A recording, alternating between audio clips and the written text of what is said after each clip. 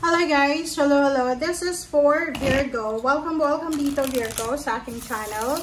Kapalaran 888. So, welcome. Alamin natin kung anong messages. Vibration, gabay energy para sa lahat. General reading tayo. So, titingnan natin Virgo. Okay. First two cards natin is the cold moon and the ice moon. Okay, sorry. Number 37, 7, 8, 9, 10, 5, growth. So, sinasabi ng bara sa'yo, Virgo, na if you need help, okay, kasi marami kang tulong na kailangan ngayon eh. So, from December 1 until the end of December, maybe, or until 15, mayroon kang kailangan na tulong. So, if ever kailangan mo ng tulong, kailangan mong mag-reach out. Parang yun yung sinasabi ng baraha.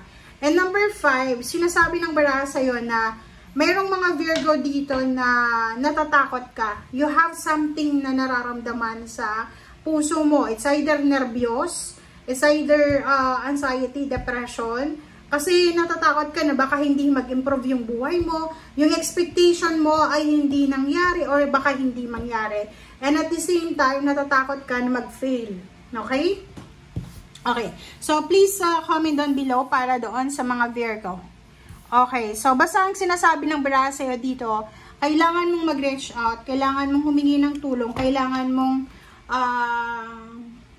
magparamdam sa mga tao sa paligid mo na kailangan mo ng tulong or kailangan mo ng assistance. Okay?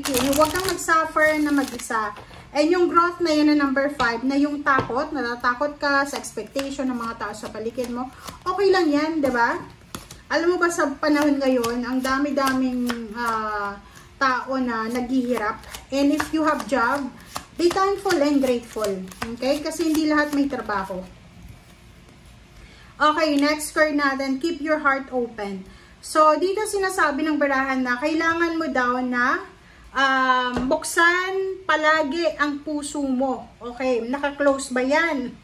Ano ba? Bakit ganun yung message sa'yo? Masyado ka bang nilalamon ng hatred mo? Masyado ka bang nilalamon ng jealousy or envy? Sinasabi ng baraha sa'yo na oras na para buksan mo yung puso mo. Baka dahil sa envy, dahil sa jealousy, ay nilalamon ka na ng galit, hinanakit, or anything.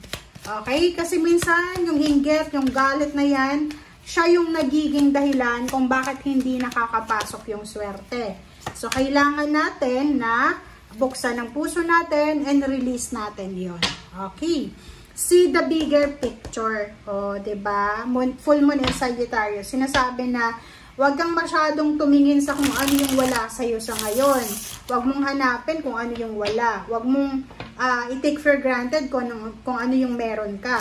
And huwag kang masyadong tumingin sa paligid mo. Like yung neighbor mo, yung classmate mo, yung kamag-anak mo. Kasi pag ganun, lalo sa social media, ang daming I know someone, diba? Parang,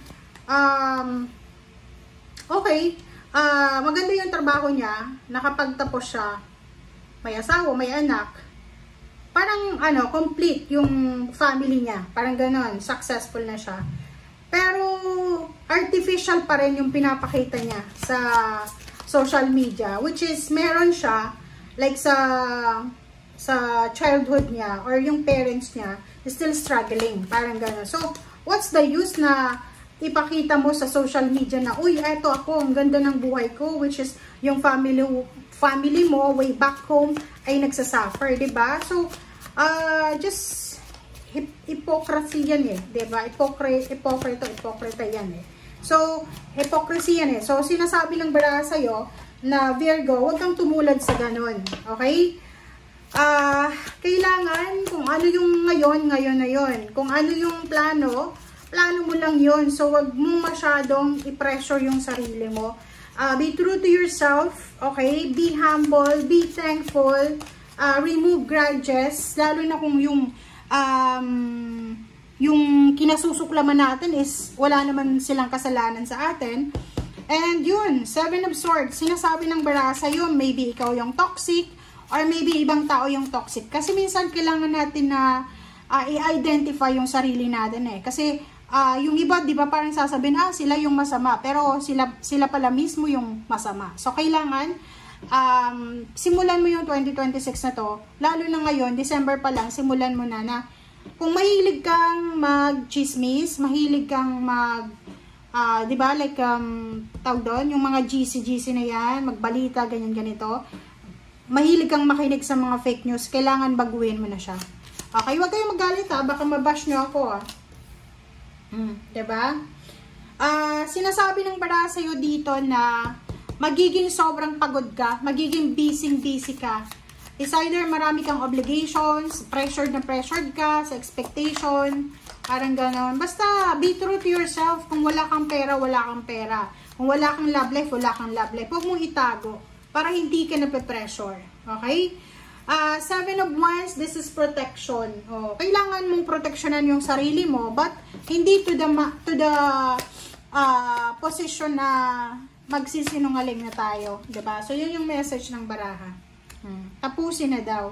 So, tapusin na natin. Okay? Kung may mga negative tayo, may mga dark things sa buhay natin, oras na naalisin natin.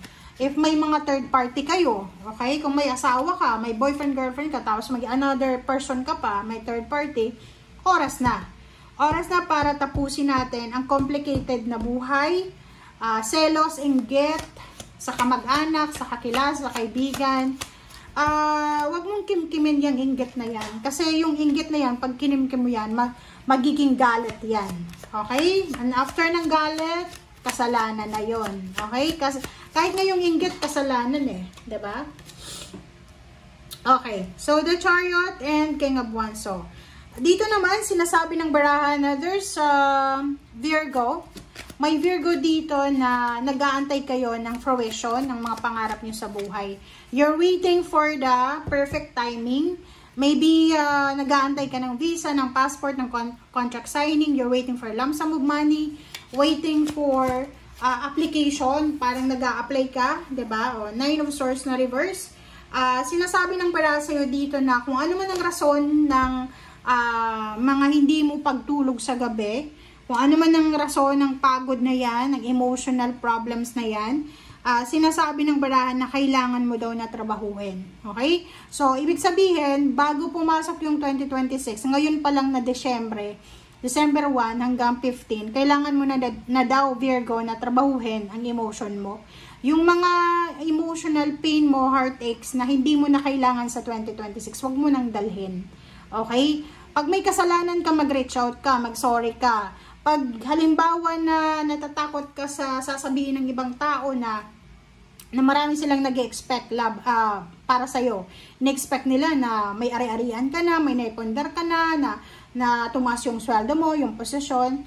Pag alam mong hindi totoo, i-correct mo yung tao. Sasabihin mo, okay, hindi pa ako ganun, pero I'm working, parang ganun. I'm working for that, for my dreams, parang ganun. Para hindi ka ma-pressure.